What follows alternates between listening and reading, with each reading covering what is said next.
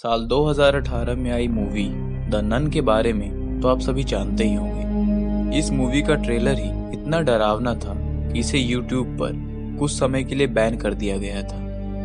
ये मूवी आधारित है वलक नाम की एक नन पर, जो सबसे पहले कॉन्जरिंग 2 में दिखाई गई थी। आप में से कई लोगों को लगता होगा कि ये नन मूवी सच्ची घटनाओं पर आधारित है, पर ऐसा नहीं है। ये एक फिक्शनल मूवी है और ये कहानी असलियत से जुड़ी हुई नहीं है। पर आज हम आपको वलक द नन की कहानी के साथ साथ द ब्लैक नन की कहानी भी बताएंगे। द ब्लैक नन की कहानी एक सत्य घटना पर आधारित है।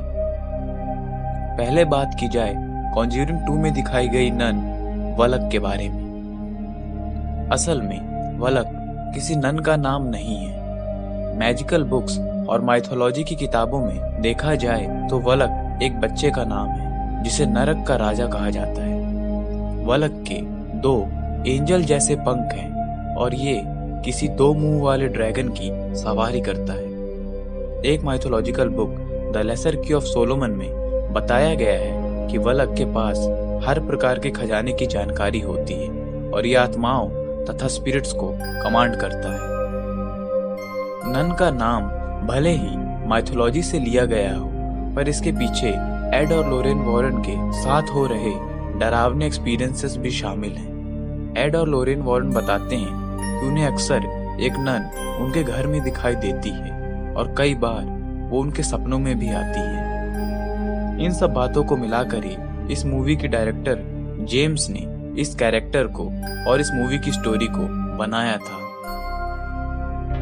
पर ऐसी ही एक और नन की कहानी है जो सत्य घटनाओं पर आधारित है, जिसका नाम है द ब्लैक नन।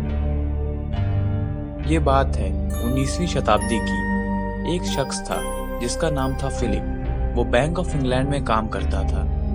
एक बार उसे फ्रॉड के केस में गिरफ्तार कर लिया गया और एक लंबे ट्रायल के बाद उसे मौत की सजा सुनाई गई। फिलिप की एक बहन भी थी जिसका नाम था सारा व्हाइटहेड। जिस दिन फिलिप को मौत की सजा होने वाली थी, फिलिप ने सारा से कहा कि वो अपने बैंक के काम से कुछ दिनों के लिए शहर से बाहर जा रहा है। वो सारा को सच नहीं बताना चाहता था क्योंकि ये सुनकर सारा टूट जाती। वो दोनों अकेले ही रहते थे और एक दूसरे का इकलौता सहारा भी थे।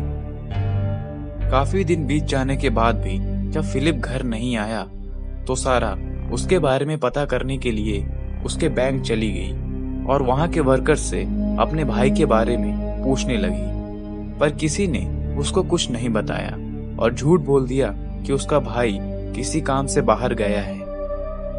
काफी दिनों तक ऐसा ही चलता रहा। कई दिन बीत जाने के बाद सारा ने रोज बैंक जाना शुरू कर दिया और सबसे वो अपने भाई का पता पूछती रहती थी।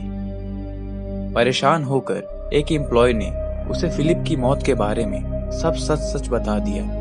यह सुनकर सारा को सदमा लगा और वो लगभग पागल सी हो गई। उस दिन के बाद भी वो रोज बैंक जाती थी और अपने भाई का पता पूछती थी। बैंक के एम्प्लॉय उसे कुछ पैसे देकर उसकी मदद किया करते थे क्योंकि उनको उस पर बहुत दया आती थी। धीरे धीरे सारा की हालत और खराब होने लगी।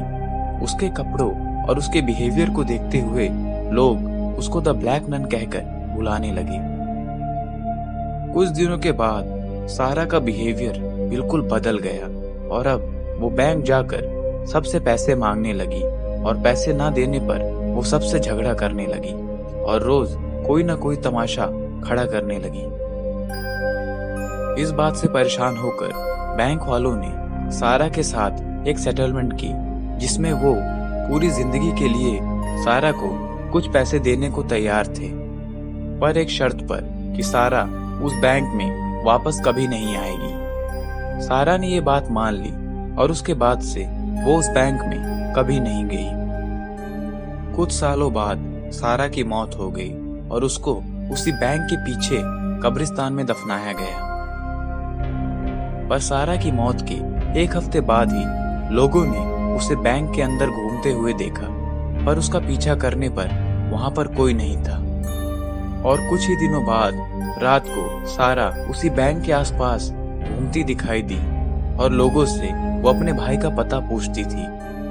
पहले वहां की पुलिस को लगा कि कोई जरूर सारा जैसे कपड़े पहनकर लोगों को परेशान करने की शरारत कर रहा है, पर कई लोगों ने सारा को अपने सामने से गायब होते हुए भी देखा और फिर लोगों को ये यकीन होने लगा कि वो सारा की आत्मा ही थी जो यहाँ वहां घूमती रहती थी। सारा को आज भी बैंक ऑफ इंग्लैंड के आसपास देखा जाता है। वो किसी को नुकसान नहीं पहुंचाती, बस अपने भाई का पता पूछती रहती है। सारा की आत्मा आज भी इंग्लैंड की गलियों में घूम रही है और अपने मरे हुए भाई का पता पूछ रही है। तो दोस्तों, आपको क्या लगता है कि ये कहानी कितनी सच्ची है? नीचे कमेंट्स में जरूर बताइए। और वलक नन के बारे में आपके क्या विचार हैं वो भी कमेंट्स में जरूर बताइए। ऐसे और वीडियोस के लिए इस चैनल को सब्सक्राइब भी कर लीजिए ताकि आप तक ऐसे वीडियोस पहुंचते रहें। धन्यवाद।